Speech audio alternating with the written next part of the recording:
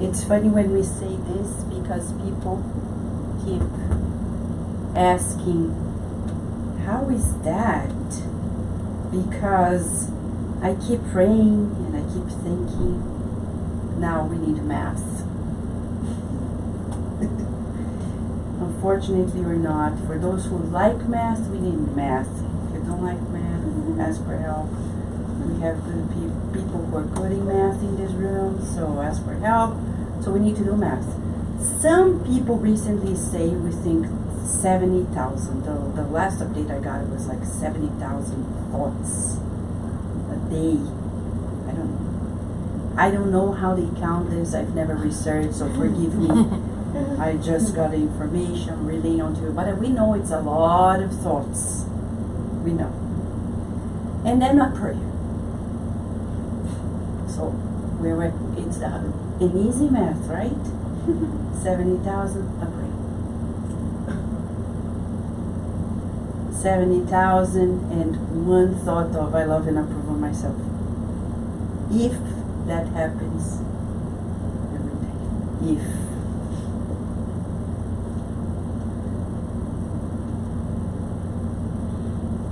Psychology, psychoanalysis talks about the unconscious. Spiritism goes even deeper and talks about the unconscious being composed of elements of this life and previous lives, which is majority of us. So how much do we know ourselves? It's like a computer. Who is really good in everything that the computer can do? Maybe one person, 2 people in the room, because they work on it. But who really knows everything that a computer can do? Who knows everything that exists in a computer? Imagine in our minds. And no wonder sometimes we're going to do stuff that we are caught in deep surprise. Like, how come I said this? How come I did that? How come? Because we don't know ourselves. No wonder Kardec asked the spirits of the mediums, what can I do to avoid mistakes and to progress more steadily? The answer is simple. Self-knowledge. Know yourself. How much do we know ourselves? I mean, totally. Spirit-wise, not only in this life. This life, I'll give it just as a teaser, okay? Just in this life. You know the day you were born, right? That's good because the day you were born, okay, that's a beginning. The time.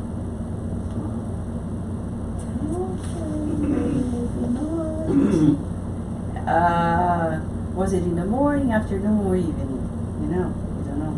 Do you know what happened that day when you were born? No? Do you know how your gestation, like when you were in the mother's womb, how it happened? Do you know if they planned you out or not? Do you know what your mother used to feel when you were pregnant, when she was pregnant of you? That's part of our lives, in this life. Not even talking about previous lives. Does that affect us? A lot. A whole lot. Prenatal life is so important. It defines more of ourselves than we imagine. It can cripple us or free us. And it's not current psychology that says so. It's been quite a while that scientific research shows to us the psychology of prenatal life, pointing to the direction of how much that may be liberating or constricting in our emotional lives. Knowing about it may make us understand more about ourselves. For example, how is your family? What does your family think about eating? If you belong to an Italian family, it's easy to know. Food is very important, and it's important at all gatherings, and you better eat it to really grow strong. In other cultures, it may be the opposite. Eating is not beautiful in the sense of like it's just for survival, especially if the family went through starvation, war, etc. If you have gatherings amongst them, they don't enjoy eating together. I've been around people who went through this for generations. For them, enjoying a meal together is like, oh my gosh, there's always this sense of lack. Something's gonna happen. We cannot indulge because, and then all the justifications. The beliefs in our family go on from one generation to the next. Talking about being the body of a man or a woman. When they found out you were a boy or a girl, were they happy or were they distraught? Like, oh no. Recently I heard somebody saying, oh, I am pregnant of twins, 2 boys. At first I was disappointed, but then I thought, well, maybe if one of them want to change later.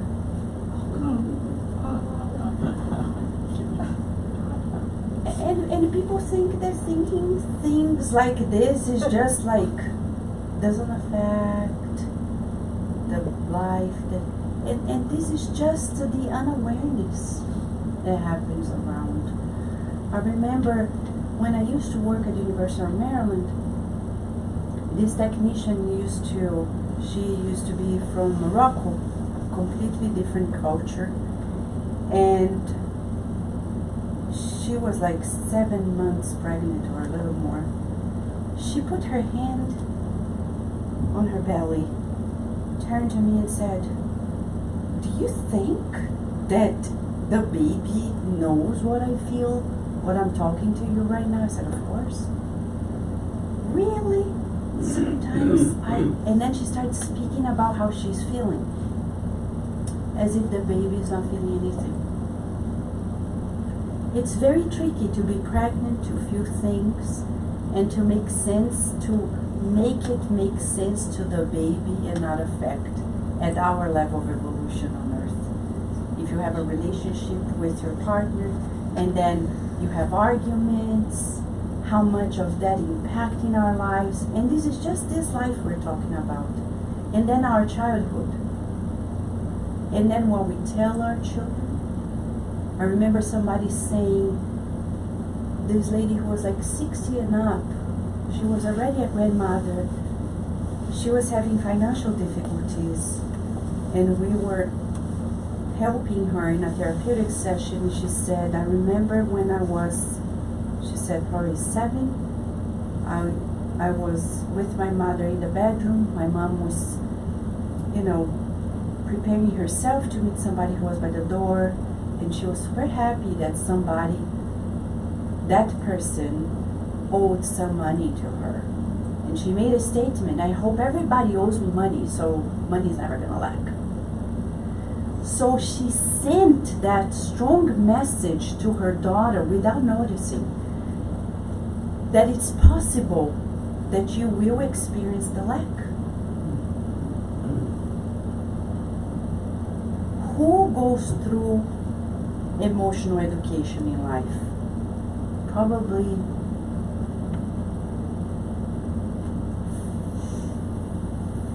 few people. And what about financial education, which is deeply connected to our emotions? Maybe fewer. And the beliefs that it's either me or other person. It's the concept of lack that develops competition. That develops this sense like, oh, I see big companies and they are monopolizing the market, and I feel a sense of spite, because how come they have so much and it's only theirs? Who taught us this? Many lives, but in this life we may reinforce it. or heal ourselves in our childhood. We don't need to get to know of our previous lives, because Kardec asked the spirits, how do we know when talking about reincarnation? How do we know if we don't recall, and it's a blessing that we don't recall our previous lives? How do we know about what to do in this life? And the spirits answered, and it's in the spirit's book, observe your instinctive tendencies, conditionings, because they are a sign that we've been there, done that. It could be good, it could be bad. Like, for example, skills and abilities, or vices. Like Divaldo Franco once talked about a boy in the Mansion of the Way who used to, for anything, since he was a 4-year-old, he would, for anything, he would take a knife and threaten people to kill them. He was raised under the educational system of the Mansion of the Way. Thank God he didn't turn out to be a serial killer or a murderer. But then we know that that was the spirit of somebody who in a previous life was a murderer. He said, I need to feel blood flowing in my hands.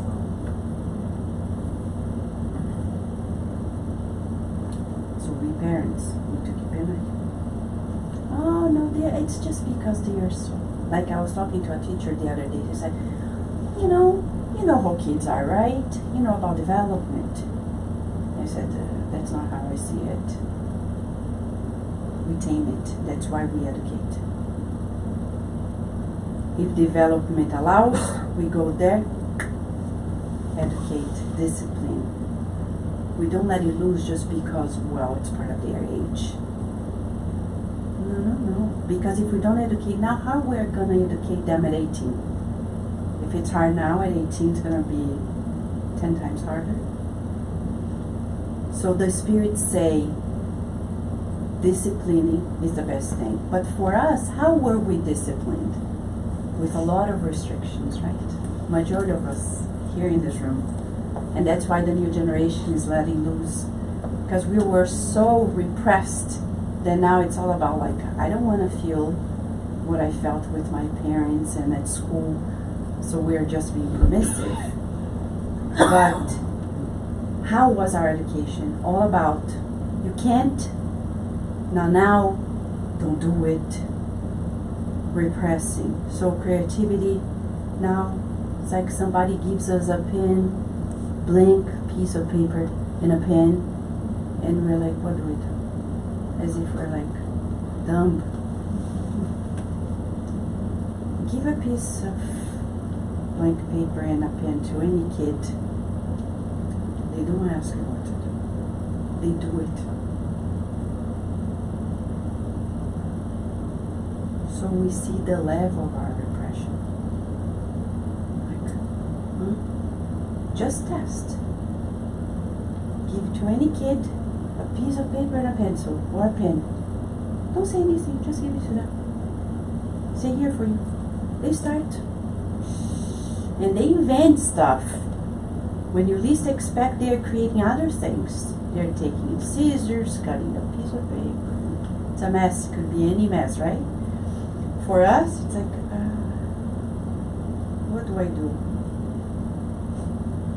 Give it to a poet, to a writer. You don't need to tell them what to do. They were allowed to let it flow. To somebody who knows how to draw, who loves drawing, you don't need to tell them what to do. You give it to them, they start. Shh. So, what happened to us? Andre Luis talks about this. Emmanuel talks about this. Andre Luis says, at the end of the day, we're learning beings. But to learn, we need to make an effort and repetition. And then comes the same year that André Luiz wrote that sentence in the book Evolution into Words, 1958. Emmanuel wrote this book through Chico Xavier, Stolen Life.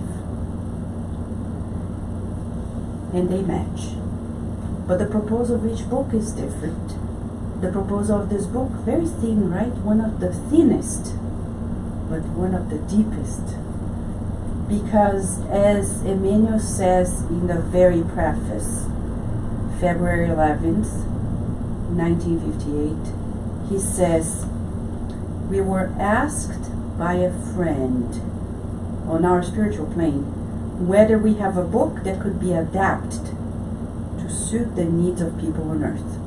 So this book is for us. It's not for people in Mars. I mean, they could use one. I don't know. But we're just saying, it's for us.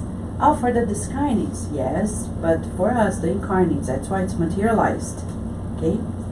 A few pages that would speak to the spirit about problems of a spiritual nature, something light and brief, a synopsis of lofty principles to guide one's journey upon earth.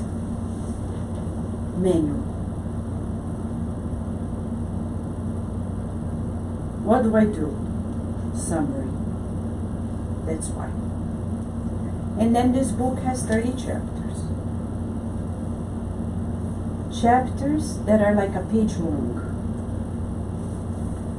And they begin by talking about the mirror of life, and they end, of course, with the highlight of life, love. Sounds poetic, but it's not poetry. Though poetry can be very educational.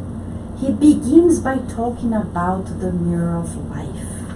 He talks about the mind, the first sentence. The mind stands as the mirror of life in all places. And I remember when we first started studying this at Kardec Radio 3 years ago. Some people ask, but isn't that the reverse?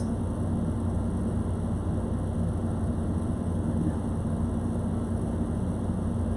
We are going to project in our lives what is inside.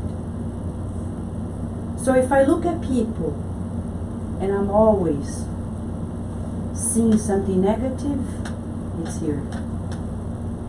So take the glasses, clean it up, change the lenses, put it back.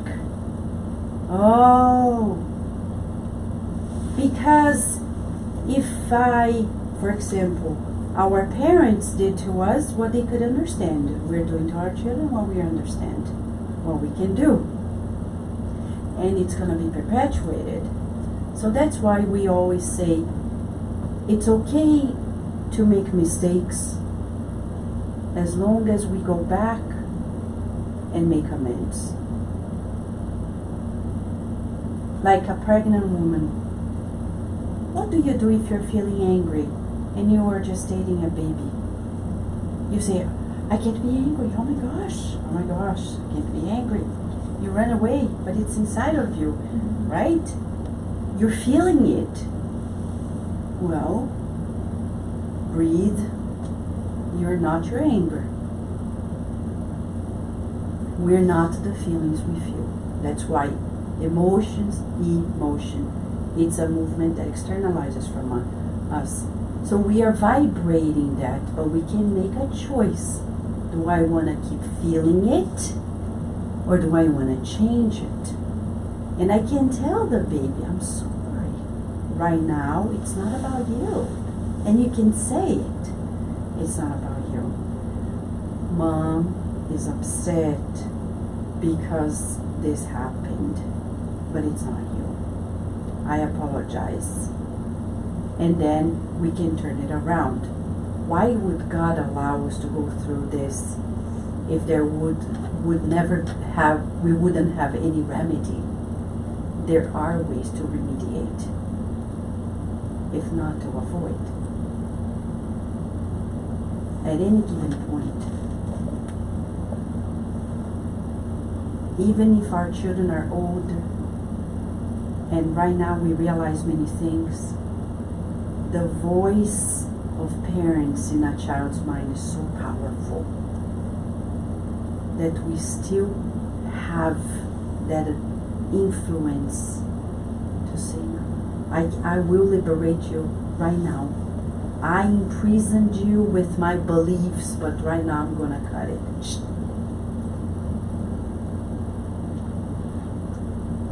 Not to be dramatic, but realistic. Go to the book Sex and Destiny. Marita was raised in this crazy environment. They told her she was adopted. It's so funny. We understand we have to say it, but it's so funny when people adopt children and then tell them, you were adopted. I'm like, but what's the difference, right? If you embrace them as your children, it shouldn't make a difference. But then you make a distinction.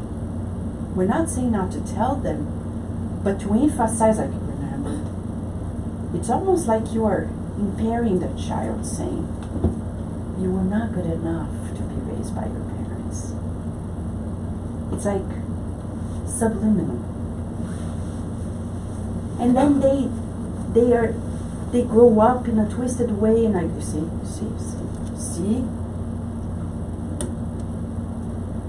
But we contributed. But at some point, like Marita, she was adopted, everything was well until a certain point. Andre Luis doesn't give us information about why everything changed. In the book, we have no more information about it. He doesn't know it all. He's reporting what he is able to. He was able to assess from the case. But he reports that at a certain point, when she became a young adult, she had a sister who was kind of her age. They were getting along. The mother was getting along. The father was getting along with her. At a certain point, everybody turned their backs and said, the mother's like, if she's alone with Marita, she treats her well. If she's in front of the other sister, they treat her like she's second class. The sister no longer treats her like a sister. And the father stops looking at her like a daughter, to the point he sexually assaults her. He didn't know he was actually the father.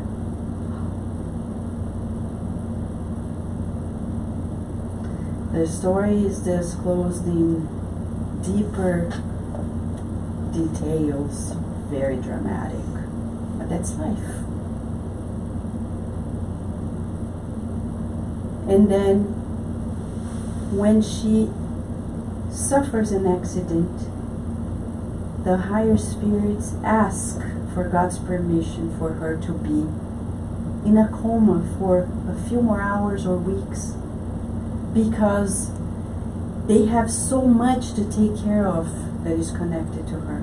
And in 2 weeks that Marita is in a coma, that father gets to know he was actually the father, not an adopted father. He comes to his senses. Somebody offers to him the gospel according to Spiritism. He had no religion till then. He starts reading it and being truly repentant, daily being there reading the gospel and praying and asking for forgiveness. Meanwhile, his obsessor, who helped create this crazy plot, he's also deeply distraught because he likes her. He didn't want to push her to that situation. So he's asked to give her vitality. I'm just summarizing it, but it's worthwhile reading the book. Meanwhile, Marita, during the coma, is in an ocean of emotions. She's feeling hatred for 10,000 people. Her fiancé, who betrayed her with her sister, her father, who hit on her sexually, her mother, who started despising her in many ways. and people sexually assaulting her, like sexual harassment at work. She suffered also sexual harassment at work, right?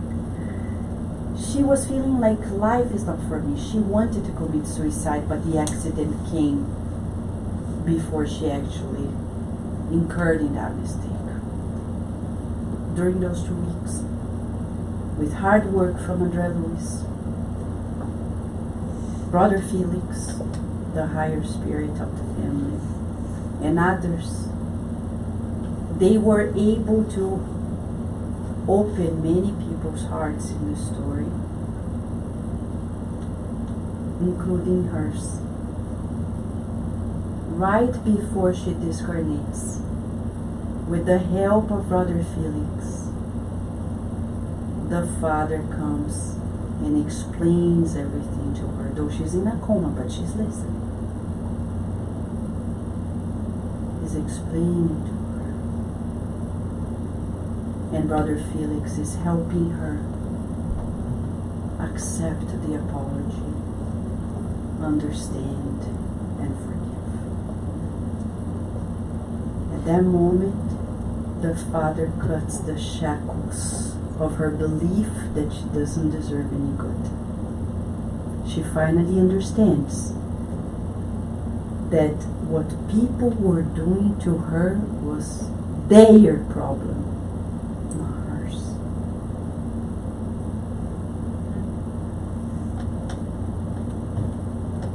Were it not for that minute, only God knows how she would discarnate and the state of her mind in the spiritual realm. So a coma is a blessing, not only for her, but for everybody who's connected to her. There's more story to it in the 2 weeks of her coma. We're just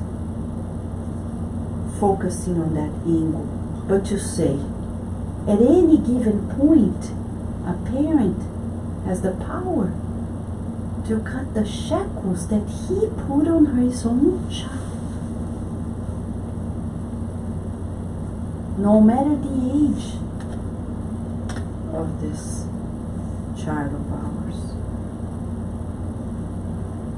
Empowering that child. Saying, it's not you, as he says, it's me. You deserve the good, but I, and then he says about himself. Emmanuel, in the first chapter of this book, he says, what we create is going to attract. And of course, if you ask, why did Marita go through that? In the book, there's an explanation. I'm not going to spoil it. But 150 years prior to that moment, there was another lifetime. All those people were involved in a different way, and it explains why things ended up in the way we're reading it in the story. Well, we're not doomed to our past. That's why we need to read this, to avoid the conditionings of the past, the crystallizations.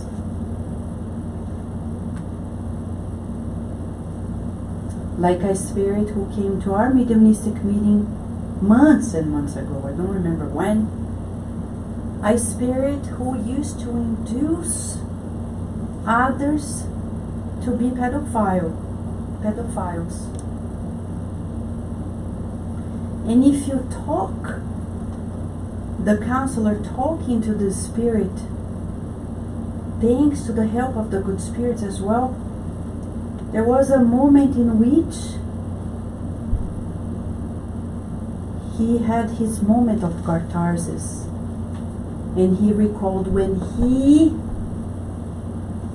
in a previous life, one previous life, he was sent to a seminary because his parents, his mother couldn't raise him up. He was only 7. He loved his mother, but she cried and said, I can't raise you up, so I better give you to the church.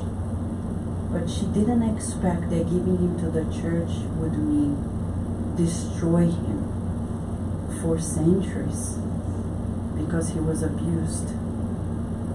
And from there on, he became the abuser. And after centuries, thanks to the good spirits in a mediumistic meeting, he's finally liberated and encounters his mom again.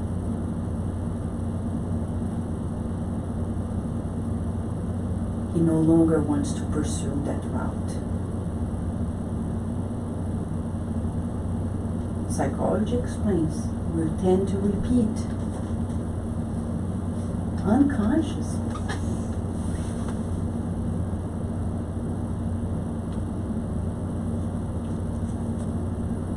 So he's gonna say here many things, but we're gonna cut it short. Everything is in a state of flux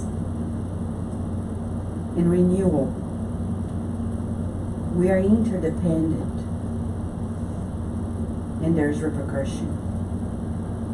Mental reflexes set the stage for the reaction of emotions. What does that mean? We vibrate. We vibrate. And our level of evolution will have a particular way of vibrating and a set range of emotions that pertain to that level.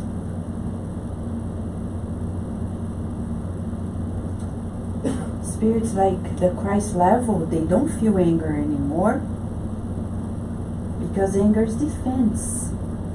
It's still very close to our animal kingdom.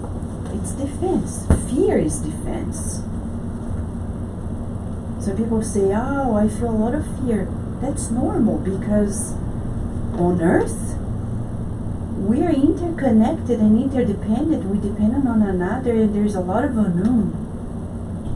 But allowing ourselves to roll our lives under fear is another problem.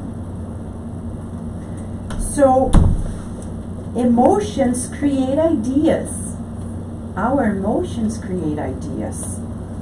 And our ideas will determine attitudes and words that command our actions. And of course, our attitude will turn into character. This was 1958. So everything begins with our vibrations, our emotions, and then our ideas. What does that mean? That we can do the reverse. That we can choose what we feel and what we think at this moment. That's why we're recommending tonight people to go to YouTube every day and listen to Louise Hayes. Whatever she has there is a great coaching program. Just listen to her, because she is also a missionary. While Andre Luiz and Emmanuel were writing these books, Louise Hay was in the United States bringing all that wisdom up without the name of Spiritism, but it's universal. And she's saying, if we keep cultivating this culture of, like she says, poverty thinking. What is poverty thinking? When we think, she says, that stealing is the only way to get what we need, that's poverty thinking. And she talks about stealing relationships as well. And you look at our children, you're going to see them playing that poverty thinking that is already being implemented in their heads. Oh, if you're afraid of this, that means you cannot be my friend. That's poverty thinking. Why can't we all be friends? That's abundance. We need to cultivate this thinking of abundance, where jealousy, spite, they don't take place. It's not only about money, it's about relationships. It's okay if this person, the teacher, gives attention to this kid Now, maybe next will be my turn. I don't know, but I enjoy seeing the teacher giving attention. That's abundant thinking. Nothing lacks. I don't need to throw a tantrum to get what I need. That's poverty thinking. When I enjoy people being happy, it's abundance. I believe in the abundance. Nothing lacks for me. But we parents implement those feelings in our children without noticing, because we also received it. There are parents who believe that if you have a child, the next one, there will be jealousy. But where is it written? Where is it written that the next child is going to be jealous? Or the first one's going to be jealous of the new baby? Poverty thinking. Love is so abundant. Say, no, we have enough love for everybody. We don't see how jealousy is going to play here. But if we keep investing on it, I know families who talk about it the whole pregnancy of the second baby, and the third, and the fourth, and say, I know, oh my gosh, I'm preparing myself, because when the next one is going to be born, I know this one's going to be jealous. Congratulations. You're crippling your child. You're impairing your child. No, love is abundant. The universe keeps expanding. God's love never lacks. Everything in nature, look at nature. A month and a half ago, the trees were naked. You come back here and you're like, I don't believe it's the same place. See the force of life. So abundant, so vigorous. It doesn't lack, it's still there.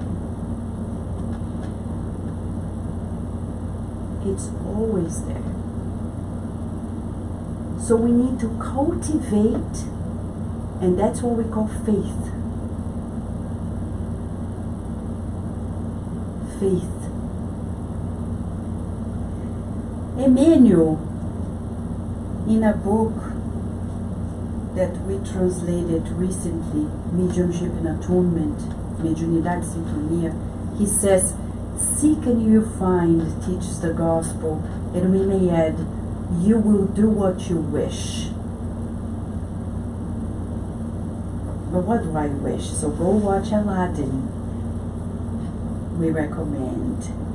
It's worthwhile. The mentor said, go watch it, because it's all about our deepest desires. It's in the unconscious of all of us. When you have the opportunity, nobody enters the cave. There you have the lamp on the top of a certain location inside the cave, and there is treasure all around. Nobody succeeds getting in and getting the lamp. Why? Because the rule is, you cannot get any treasure but the lamp, or you won't survive. But people go in and don't believe it. And they have no sense of detachment. No, but it's that sense of lack. What? Am I crazy? I'm going to get a lamp with all this treasure? They start picking up. And then, boom, the lava comes, they die. Only Aladdin was able. And it's cute to see the psychological profile of Aladdin. It's so cute. And it's beautiful to see. It's this ideal in us. Like, we're so detached, so obedient, so focused. We understand, we go, we do it. But then his monkey messes up. And it's the animal part in us that messes up.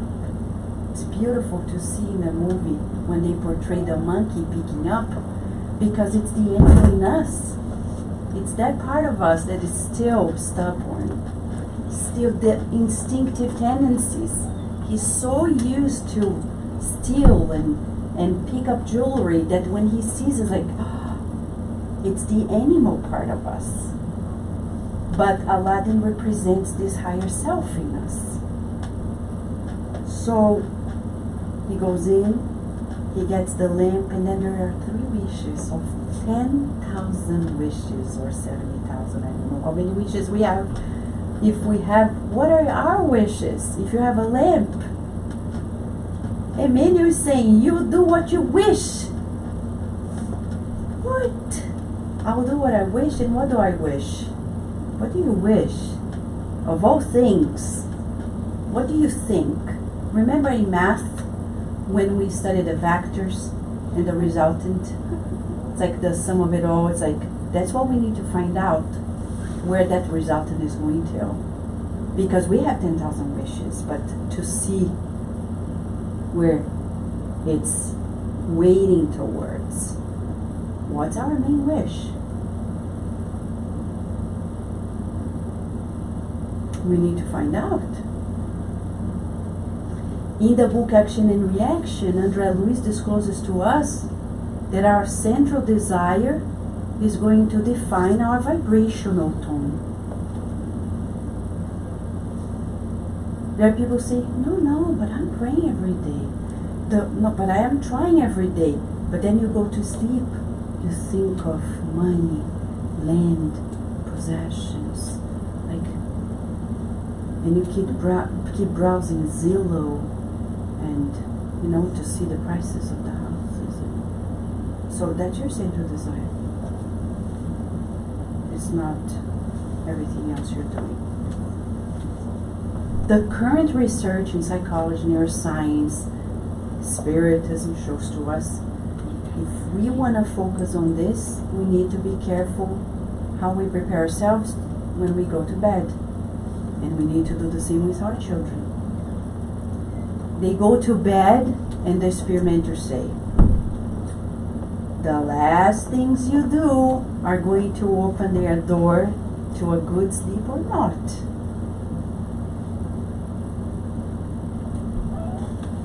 So it's a chaos. So it's about like what we also do. Like I go to sleep thinking of the bills, and you think the experimenter is going to come. Vanessa, come. Let's go to the spiritual realm. We have a course to do. I say, no, but I'm thinking about how I'm going to pay my bills. You're like, are you serious? Is that your focus now? Because in the long run of life, the spiritual life is more important.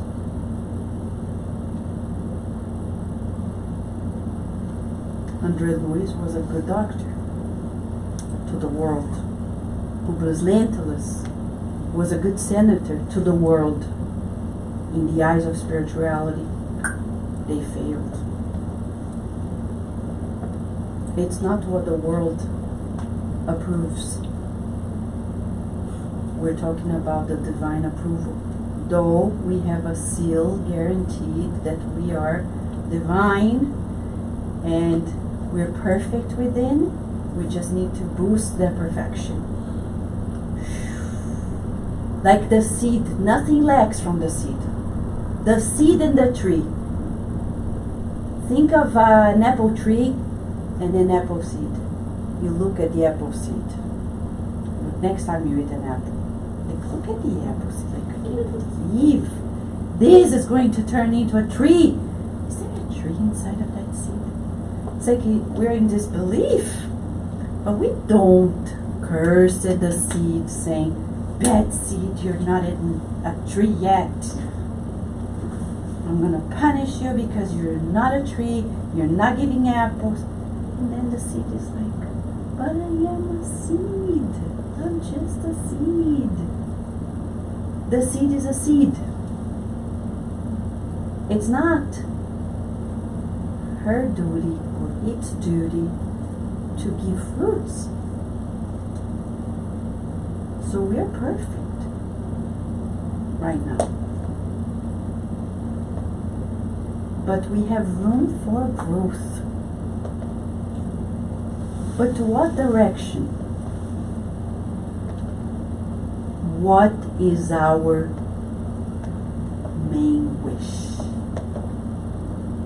And we're not talking about cars, houses, jobs, money, marriage, children, no, grandchildren, however we dream of anything.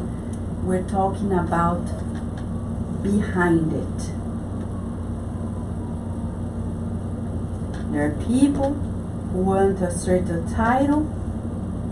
They don't want the title. They want what happens after receiving the title. Or after getting that promotion. It means that people will respect me more. People will open the doors for me. People will obey me. So it's about pride.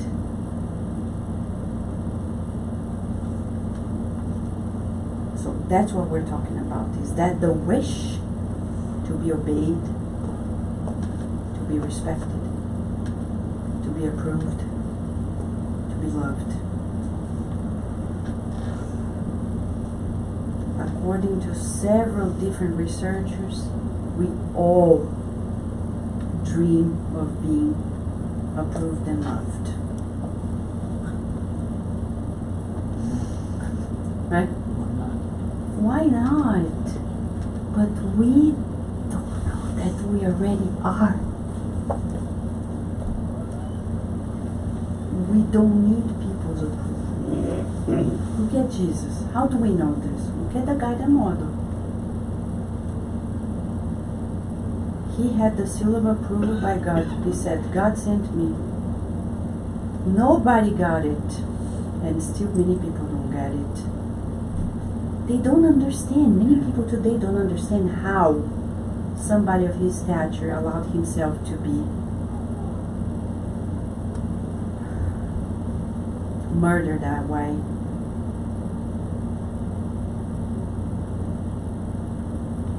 Many people to date are puzzled about that.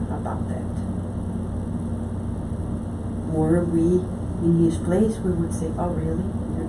Oh really? You want to kill me? Okay.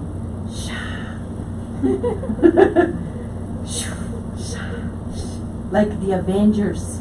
I haven't watched, but I can only imagine. The battles, the things like, because our superheroes are very animalistic. They're still very bellicose, belligerent. Not the superhero of all of them. Jesus is a pattern we're yet to grasp. So much so that Chico Xavier walked in the very footsteps of Jesus. And to date, I know people who think Chico didn't know better.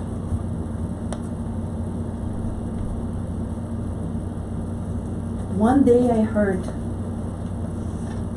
another speaker saying, I'm not going to say names, doesn't matter the names. People won't guess, no matter how much I say, nobody will know. But a speaker said, when I retire, I'm not going to be like Chico Xavier. You think I'll give my 24 hours devoting myself to helping people and disseminating spiritism? No, I will not.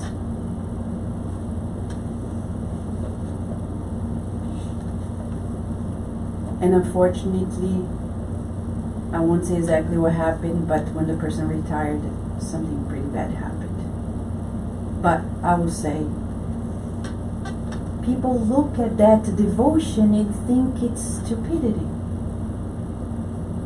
Like Judas used to, like it's the Judas syndrome, as the mentor said at our mediumistic meeting. We still have that Judas syndrome inside of us. When we look at people who are truly devoted and we think they're fanatic or they silly. I mean, I would do this in a different way. I would do much better. Judas was like this. He thought he had a better way. But Jesus' way is simple, humble, It doesn't show both. And we don't know that code yet. When it comes, it's so foreign to us. It's like, no. We need to do something more like Hollywood style. And that's how we still understand it, even in the Spiritist movement nowadays. But Chico Xavier is our reference. Our reference. Keep it simple. So we can adjust that wish that will define our lives. How many lives, my friends, have we decided to invest, to ask Aladdin, the Aladdin of life, I want this. We were given, we didn't know what to do. André Luiz, in all of his books, shows to us the story of Druso, Mentor Druso, the story of many spirits there who had their wishes still connected to the material life, and later we suffered, and here we are in this life. We can finally take one step, courageously speaking and saying, I wish, and then we complete the sentence.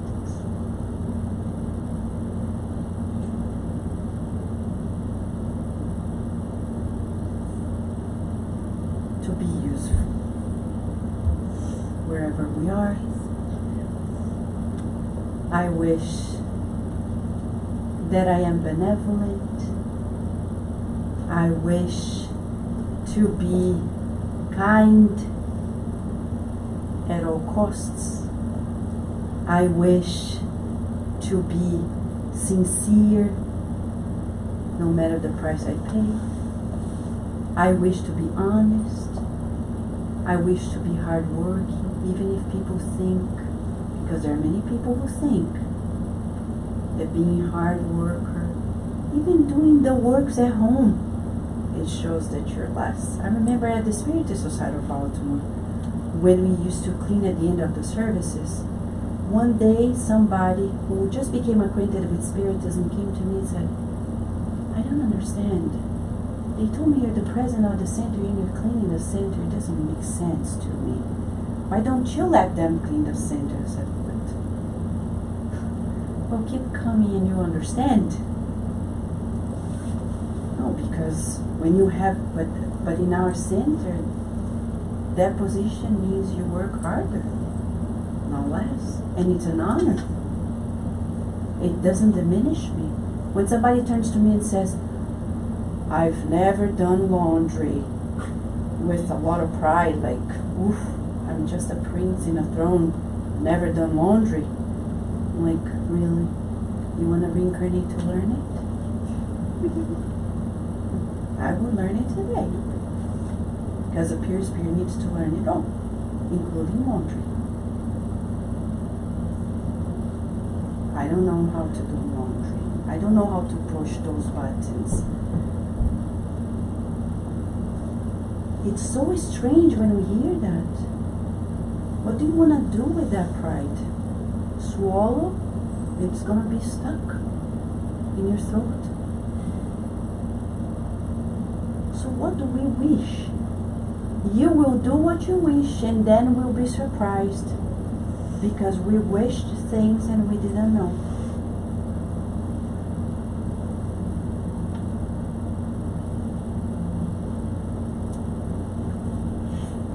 And I'll show one more for our discussion here in The Thought is Life, which is very important for us. If you keep yourself in the chasing of pleasure of the senses, soon you will become the interpreter of intelligences who are magnetized by the vices of varied expression. Being incarnated is like that mission of Aladdin, getting into the cave, going up, getting the lamp and getting out without messing up. The senses, the treasures are like calling us. Like I keep telling to Virginia, we need to control ourselves to the point like somebody who goes to the supermarket with a list. Bread and butter. And then you see chocolate. Buy chocolate, go home. Like, where's the bread and the butter? Oh, I forgot. I bought chocolate. And that was not the goal, right? This is us in a reincarnation. We're not supposed to eat chocolate. We were supposed to buy bread and butter. We went back like, oh my gosh, Andre Luis. No, but I was a doctor. And the mentors were like, no, but I was. And then he gets it. He forgot the bread and the butter. He didn't eat everything else, it was just an excess. We complicate. The senses, smell, touch, hearing, seeing, especially seeing, like taste. It's like tests for us. Tests. And there are people who indulge daily. I know people who are daily planning their gatherings for Friday, Saturday, Sunday. They spend the week planning the gatherings. And they are not event planners. Because if you are, okay, you can't help it. But then, if we're spiritists, we have better than that. Than planning what we're going to do during the weekend. Because that's very selfish. What am I going to do? What do people need from us? As if we were the center of the universe. And then, exactly what they say, the pleasure of the senses. I want to do things, and then we cultivate that in our children. And I know people who were raised that way, and now as adults, having their own children, they perpetuate. Teaching their children the pleasure of the senses. It's okay to spend the whole week planning the barbecue during the weekend. The party. The trip somewhere else, because we're gonna drink and eat and have fun. Eat and drink, have fun, and of course, when you're old enough, sex is included.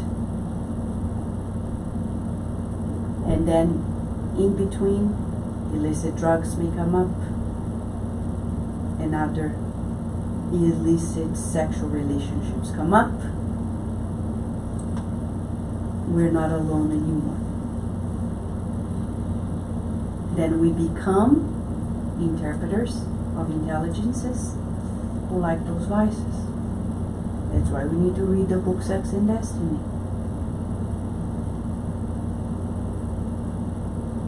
Andre Luis wrote the book. Did you know? Through two mediums. First part of the book written by Valdo Vieira. And then the second part by Chico Xavier. It's a phenomenon. I don't know how they did it. Because we think it's second nature. Take two mediums. And the style doesn't change. The story doesn't change. And if you see the dates, the pace, it's like even if you want to plan it out, it's like you need to be very prolific and very... How did they do this? It's amazing. And the story is true. They just changed the names. But Andre Luis says they got the permission from, Emmanuel says, from the very people who were involved to disclose the story of theirs to us, because the story of theirs represent to us our story, which is precisely this: we'll do what we wish. The story of the two families is precisely the end result of their deepest wishes. In their stories, we may identify our deepest wishes.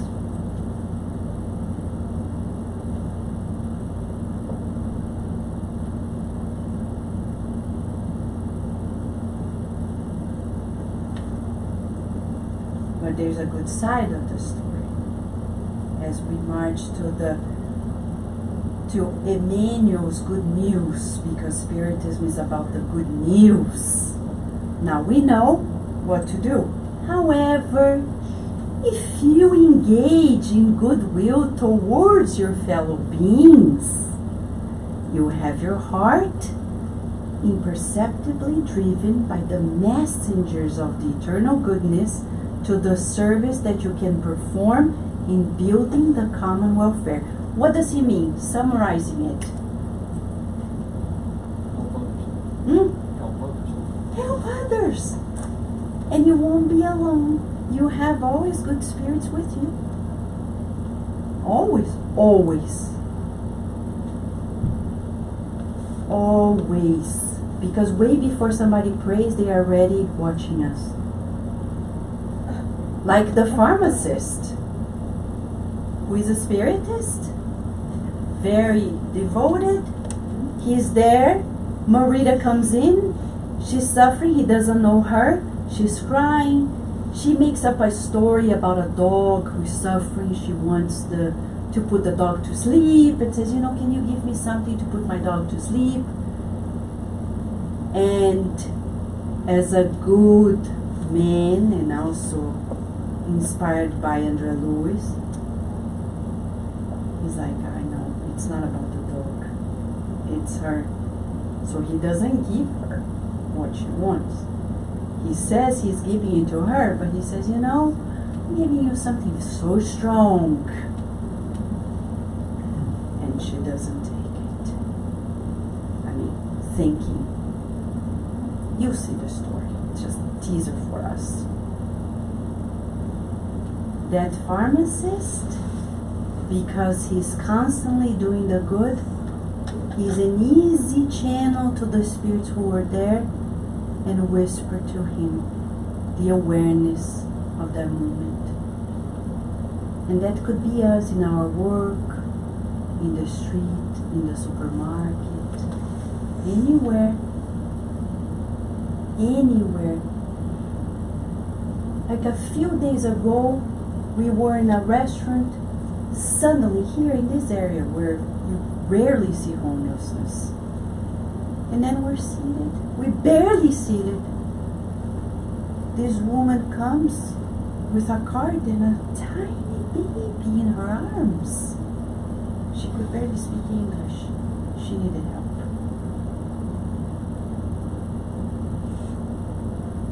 I was shocked, like the baby was sleeping. She couldn't speak English. She needed help. Like, oh my gosh, what do we do? She needs help. And then something is done to help her, and then the waitress, whom we know for a long time, starts talking about she's not doing well. She's gonna go through a surgery. She's distraught. She's concerned. Like, oh my gosh, what do we do? We're here to eat, but it suddenly seems to be a hospital in a restaurant. And then you leave, and there's a man seated by a wheelchair who doesn't have one of his legs. He's begging for money. He has diabetes. He doesn't have a home.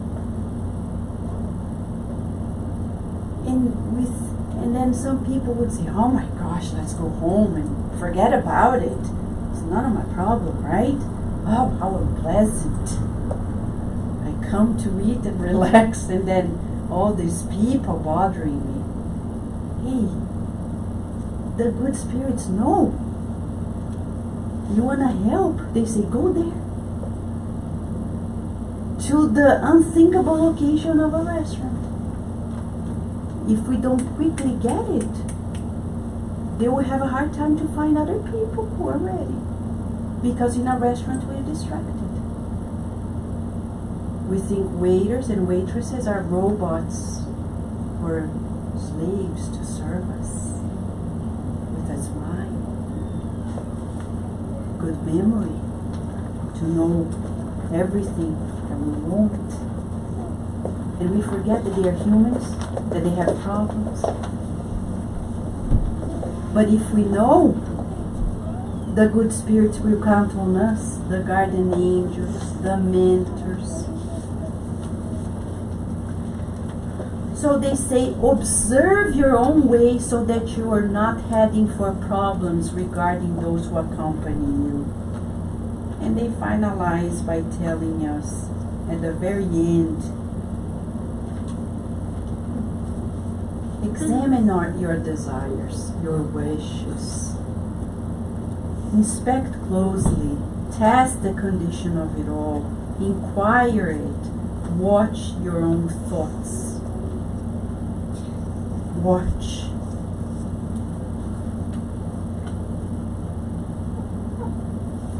And of course, Emmanuel tells us this.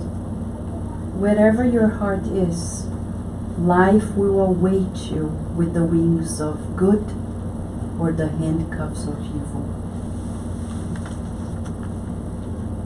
What are we attracting? We need to tell our children, go to school and be my children. Go to school and you are working with Jesus. Think of Jesus so you can help your friends and your teacher. You know better. You are the helper. Without words, we're not there to lecture. But in our behavior, we're one less heavy weight on the teacher or on the life of the friends. And if they have problems, we think of Jesus in the back of our minds, thinking of the guardian angels coming and helping everybody. Jesus is counting on us to work in this planet wherever we are, at all times. If we're not open to that, we're open to the opposite. There are only two things, the good or evil. Leticia read for us in the message at the very beginning, in the book Kardec. It read, right?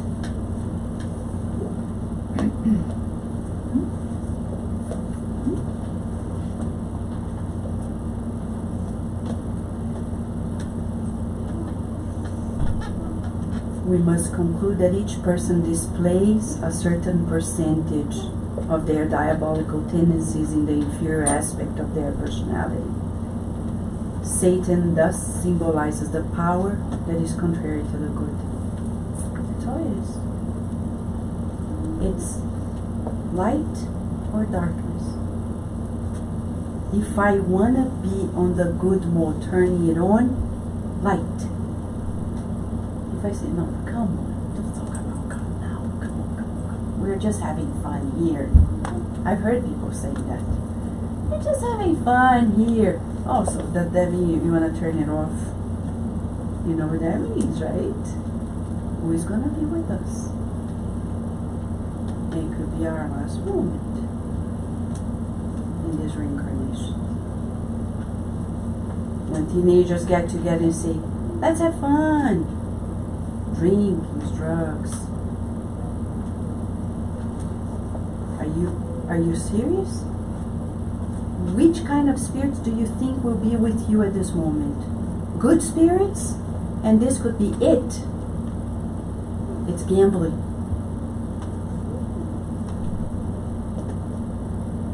We can't gamble. In the Thought of and Life, chapter 10, famous chapter 10, famous sentence. So if we want to be free of these evil tendencies that Emmanuel is saying here and there, we need to do what? Seek the good. Always. So there is no time to sit back and say, oh, I can't with life anymore. Oh my gosh, oh my gosh, oh my gosh. Seek the good.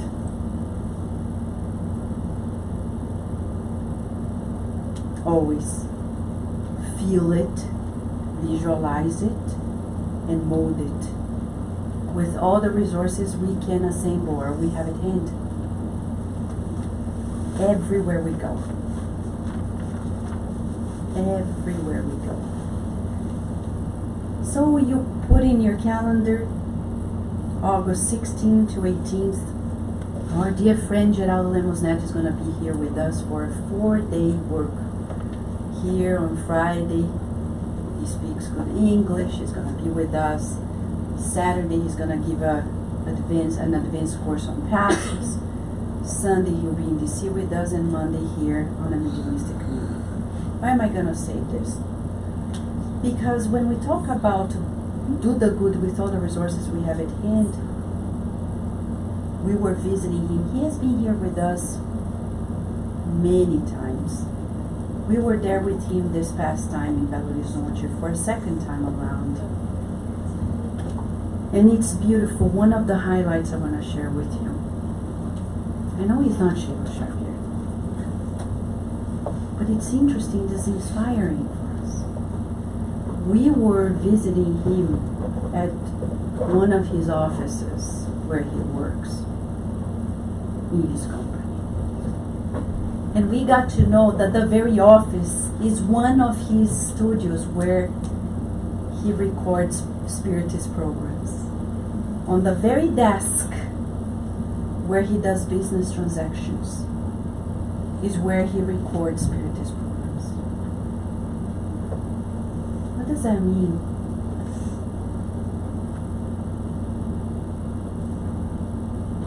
He doesn't separate God from parts of his life. The same place where he works for his material progress is where he works for spiritual progress. Could we do the same? How long is it gonna take for us to unify our lives and be so coherent that wherever we are, we'll feel fun and God, God and fun, money and God, God and money. There's no separation anymore. Conflict is over.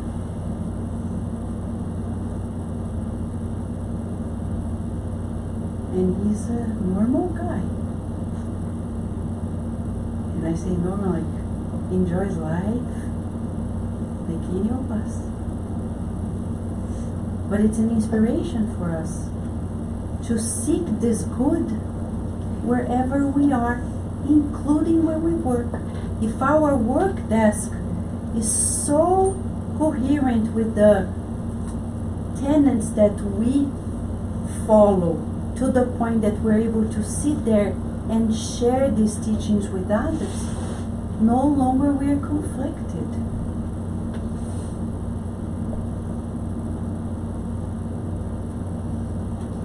We change our wishes, we change our life. We change what we want, we change our thoughts, we change our life. That's the purpose of the Good Spirit for us tonight. That goes hand in hand with Jesus' teaching when he said, ask and it will be given to you, seek and you'll find it, knock and the door will be open to you. For everyone who asks receives, he who seeks finds, and to him who knocks the door will be opened. good news. Aladdin movie, watch it and reflect on this, because that's exactly what Jesus is saying. Knock and the genie comes. What's your wish, master? What are we gonna ask? So that's our homework. Okay? Alright, friends, we're now going to march to the final part of our service, which is the collective passes.